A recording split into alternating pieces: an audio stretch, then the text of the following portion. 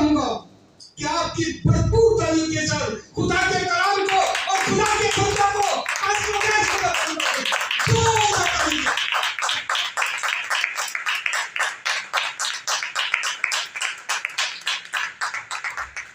عظیم جلالی ببرکت نامی آپ سب کی سلامتی ہو، آپ سب کی سلامتی ہو۔ ہاللیلویا ہاللیلویا۔ سب سے پہلے تم اپنے خدا کا شکر ادا کرتی جو نہایت رحم، جو نہایت حکمت، جو نہایت قدرت اور جلال سے بھرا ہوا خدا ہے۔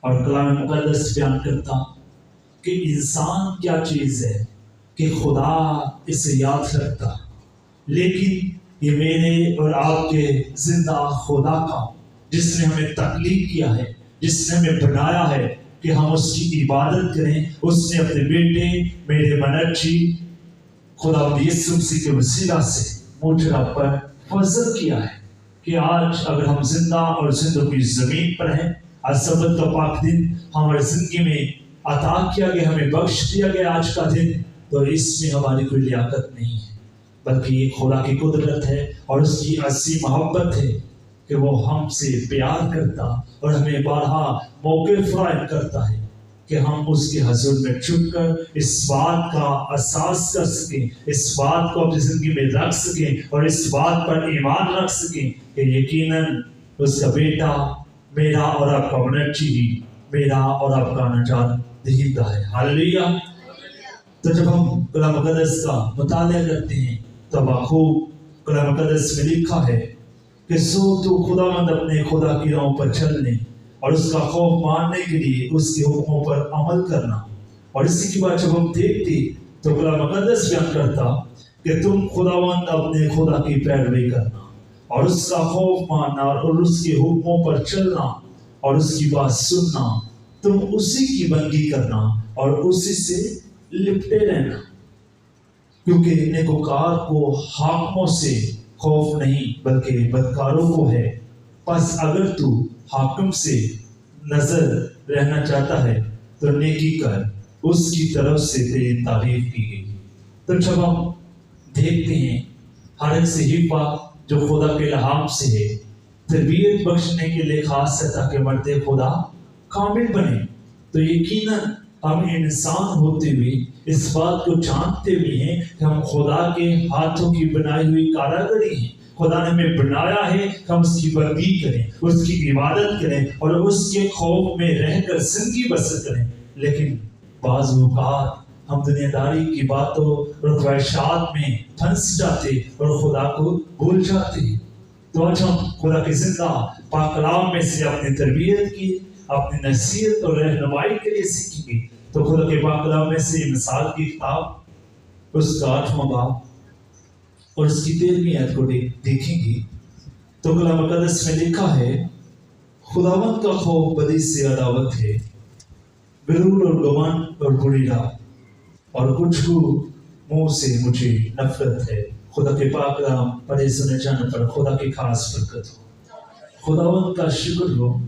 تو آج ہم خدا کے زندہ لا تبدیل لا ثانی کلام میں سیکھیں گے۔ جو آج کا ہمارا مضمون، آج کا ہمارا ٹاپک ہے وہ یہ ہے کہ ہمیں انسان ہوتے ہوئے خدا کے خوف کو اپنی زندگی میں خدا کے خوف کے مطابق زندگی بسر کرنے کی جو ضرورت ہے، یا ابلیس کا خوف ہماری زندگی میں ہونا چاہیے۔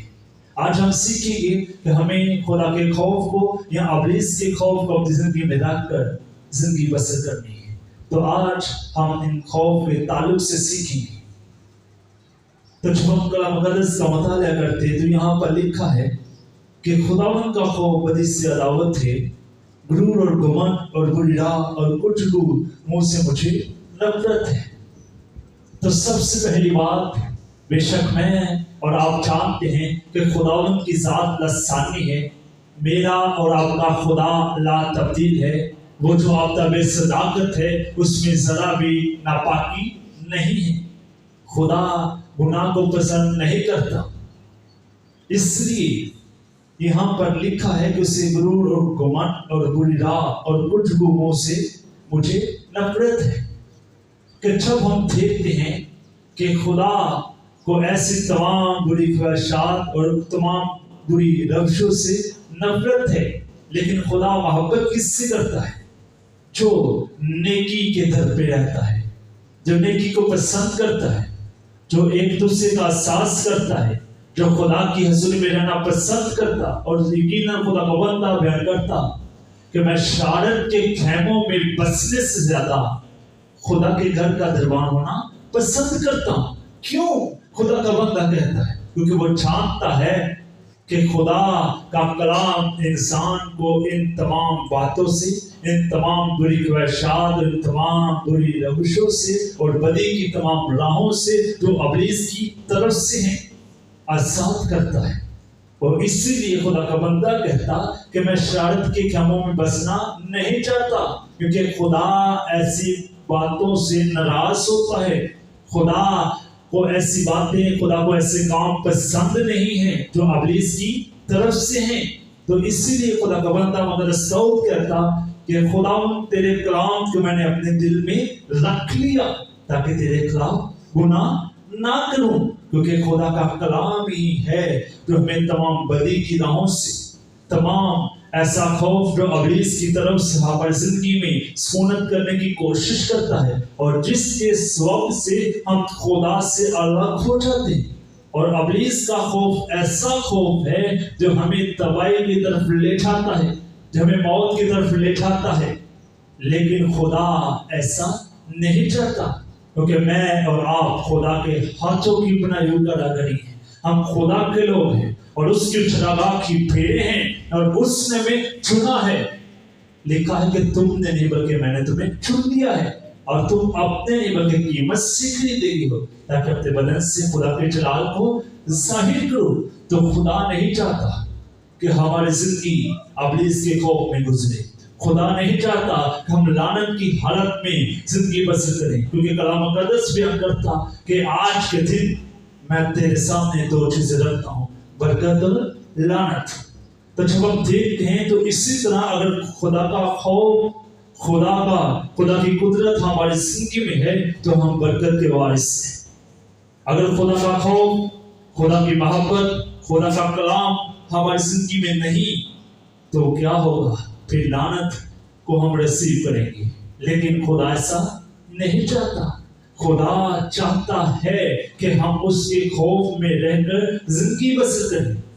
آپ سوچ رہے ہوں گے کہ خدا کا خوف کیا ہے؟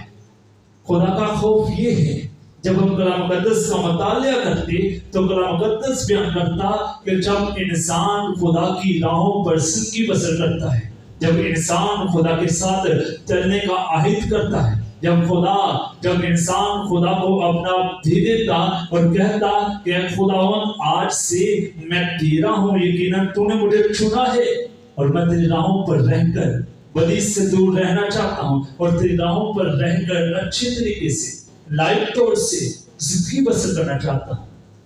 لیکن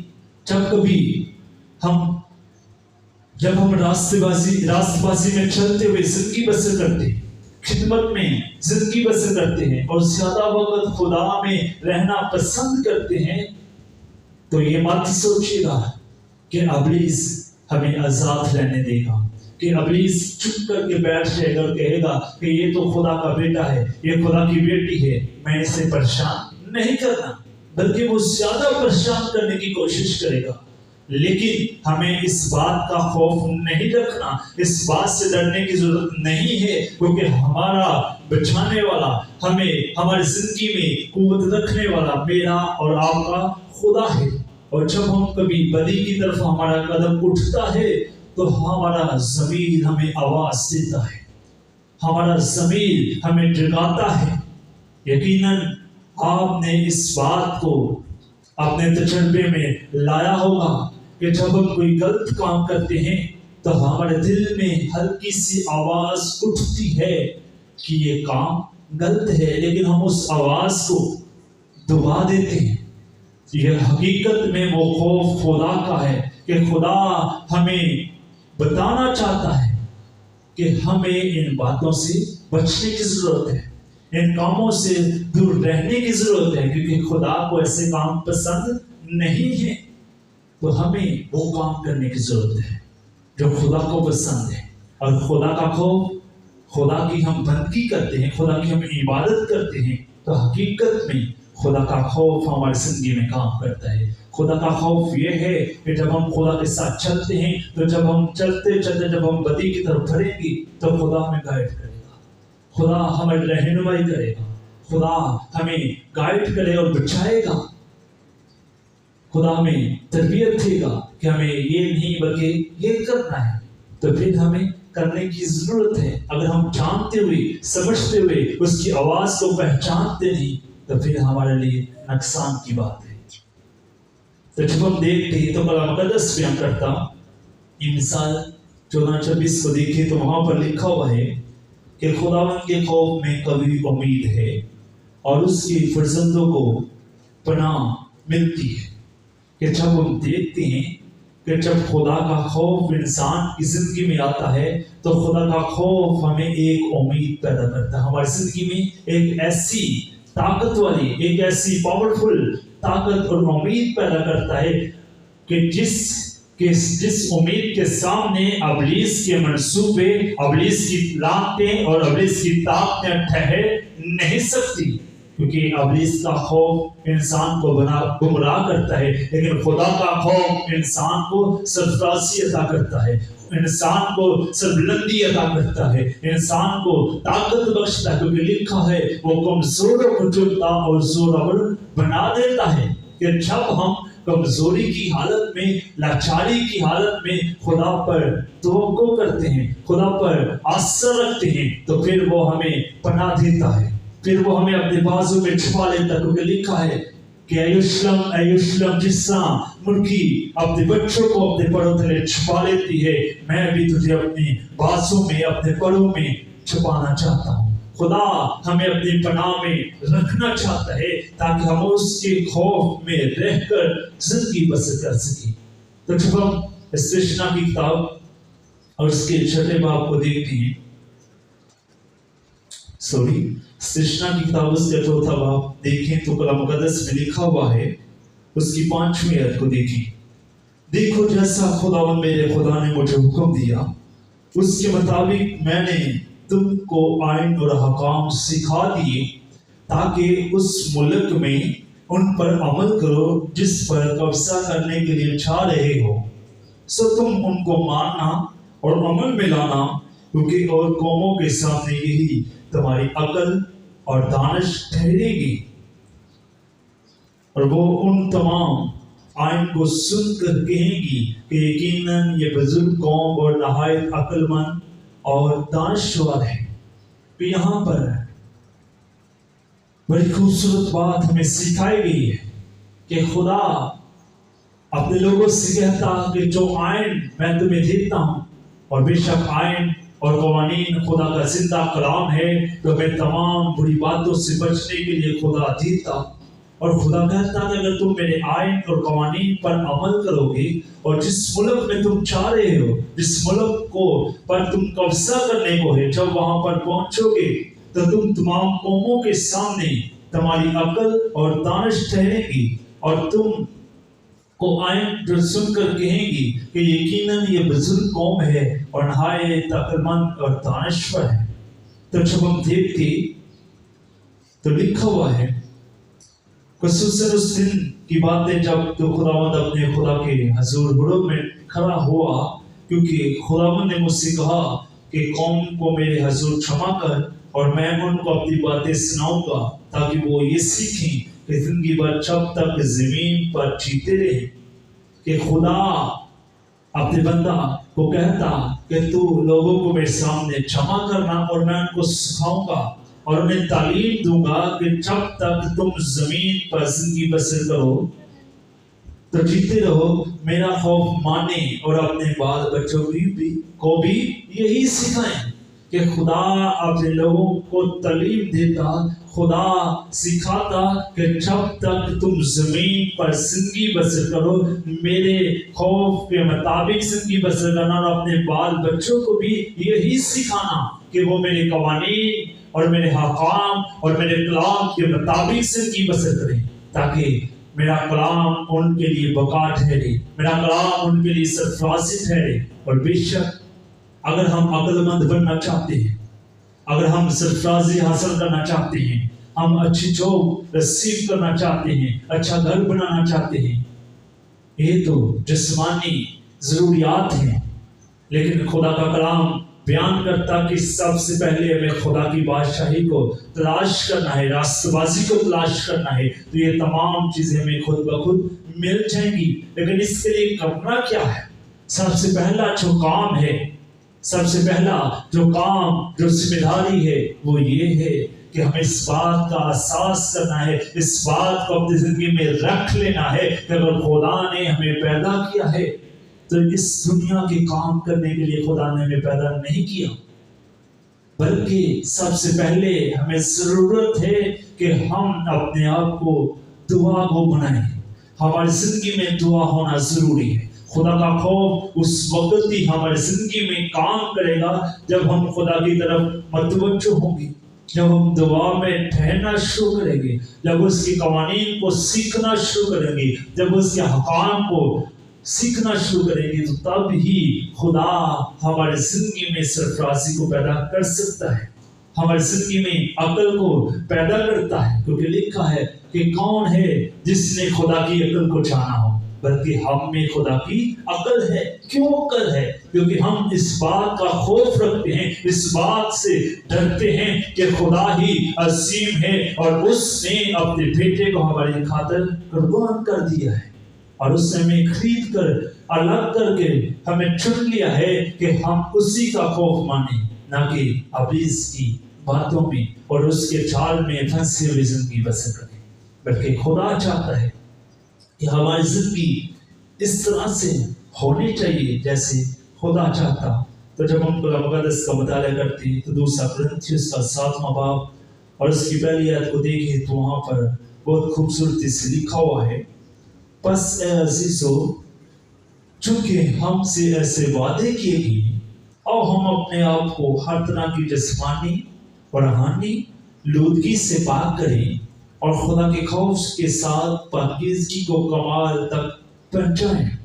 तो यहाँ पर खुदा का बंदा कहता कि अजीजों, हमसे ऐसे वादे किए गए, लेकिन आप जानते हैं हमेशा की जिंदगी का वादा मेरे और आपके साथ किया गया है, ताज का वादा मेरे और आपके साथ किया गया है।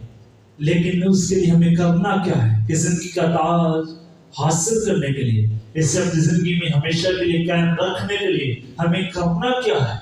खुदा का बंदा कहता कि हमें हर तरह की जिस्मानी और लूदगी से, हर तरह की रूहानी लूदगी से पाक करने की जरूरत है। क्योंकि खुदा की जात पाक है, खुदा लासानी है, खुदा ला तब्दील है। तो इसलिए हमें उसके खौफ में रहकर जिंदगी बसर करने की जरूरत है। क्योंकि कलाम बयान करता कि तुम्हारा बाप पाक है, इसलिए तुम भी पाक बनो।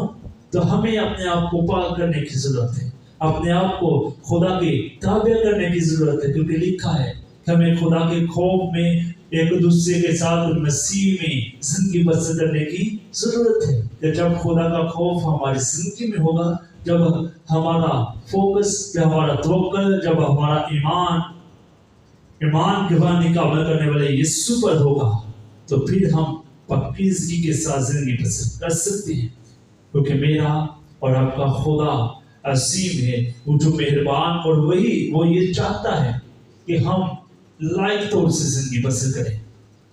तो लिखा है कि जब मैंने उसे देखा तो उसके मुंह में मुर्दा सा गिर पड़ा और उसने एक मुझ पर अपना दाहिना हाथ रखा कि खौफ न कर, मैं अव्वल और आखिर हूँ और जिंदा हूँ। मर गया था और देख अब दरबार जिंदा रहूंगा, मौत और मिलवा की कुंजियां मेरे पास है। और बेशक हमें खौफ करने की जरूरत नहीं है, क्योंकि मेरा और आपका मनच्छे खुदा यीशु मसीह फरमाते खौफ न कर, मैं अव्वल आखिर वो कल आज बल्कि बता कि यकसा खुदा है, उसकी जात लसानी है और उसके वादे हाँ के साथ हैं। हमें उसके वादों पर यकीन करने की जरूरत है और अपने आप को खुदा के कलाम के मुताबिक और उसके खौफ में जिंदगी बसर करने की जरूरत है। تاکہ ہم ابلیس کی تمام خوف سے، اس کے تمام رکاوٹوں اور اس کے تمام جھالوں سے جو انسان کی راہ میں بچھاتا کہ انسان اس کے خوف میں رہ کر زندگی بسر کرے، لیکن خدا نہیں چاہتا، کیونکہ خدا میری اور آپ کی فکر کرتا ہے۔ وہ چاہتا کہ ہم اس کے خوف میں رہ کر زندگی بسر کریں، اور اس کا کلام ہی ہمارا خوف ہے، اس کا کلام ہی ہمارا زور ہے، اور اس کا کلام ہی ہماری حکمت ہے۔ اور جب اس کا خوف اور اس کی طاقت اور اس کی قدرت اور اس کی حکمت ہماری زندگی میں ہوگی تو پھر ابلیس کی طاقتیں اور ابلیس کے خوف ہماری زندگی میں کام نہیں کریں گے۔ تو بے شک خدا یہی چاہتا ہے۔ آج کا حاصل کلام یہی ہے کہ ہم زمین پر رہتے ہوئے حالات جیسے بھی ہوں، زندگی جیسی بھی گزری ہو، ہمیں اپنے منجی خدا یسوع مسیح کا دامن نہیں چھوڑنا۔ ہمیں اس کی کلام کے مطابق اور اس کے حکموں کے مطابق زندگی بسر کرنے کی ضرورت ہے، تاکہ ہم سرفرازی، سربلندی اور عقلمندی کے وارث بن سکیں۔ خدا آج کے کلام کے وسیلہ سے مجھے اور آپ کو برکت دے، آمین۔